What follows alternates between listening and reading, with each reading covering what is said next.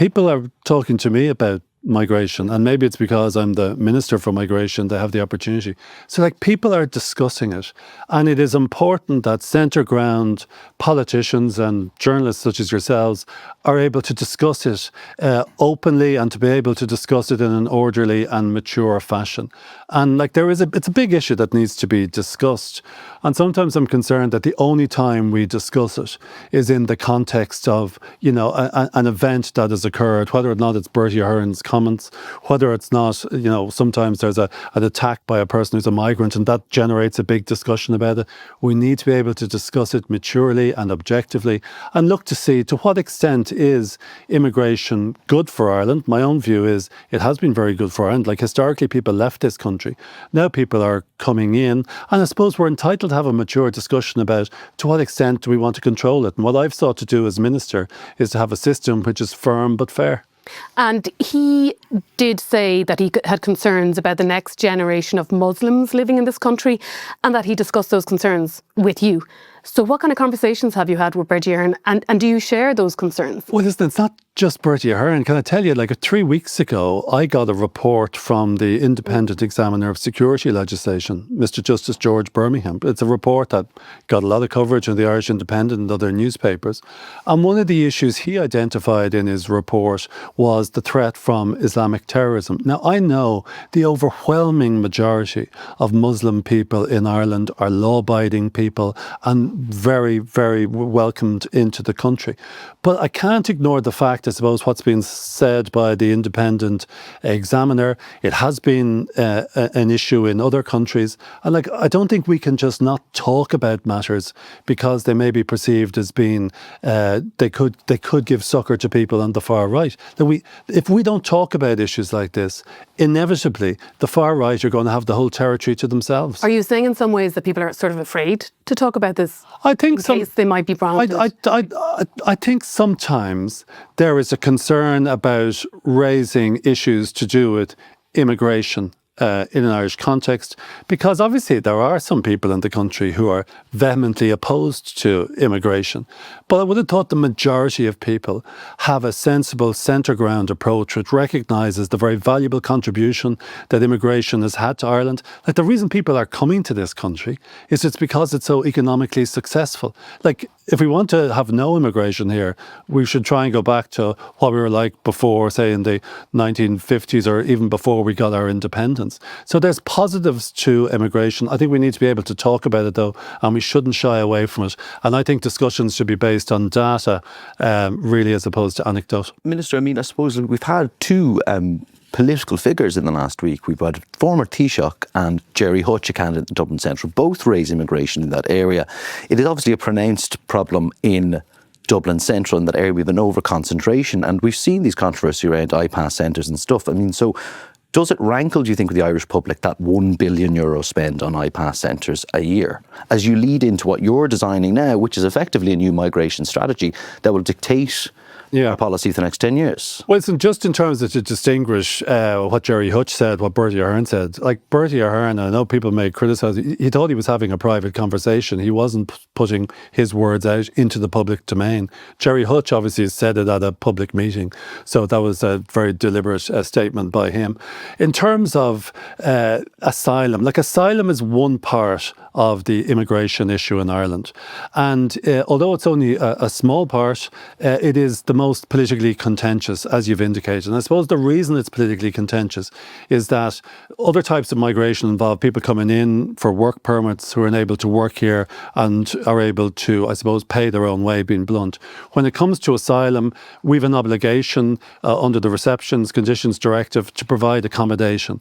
And like a part of the having a mature discussion is it is unquestionably the case that the establishment of a lot of IPAS centres has had an impact on local communities' views about immigration. So I've sought to diffuse that. You mentioned Dublin 1, Cónal. Like I haven't, since I've become minister, opened any more IPAS centres in Dublin 1 because I believed that there was an over-concentration of them in Dublin. And your department recently confirmed, in fact, though, to the PAC that the state is being sued by private and commercial providers. I believe in 5 cases, 2 of them settled. And as we move towards, say, unwinding the Ukrainian supports, are you anticipating more cases, more legal cases against the state from commercial operators? Well, I'm not as the direct answer, but I suppose it's a reflection of the policy that I've implemented, and there were reasons for those contracts not going ahead, and they're before the court, so I don't want to get into too much detail of it.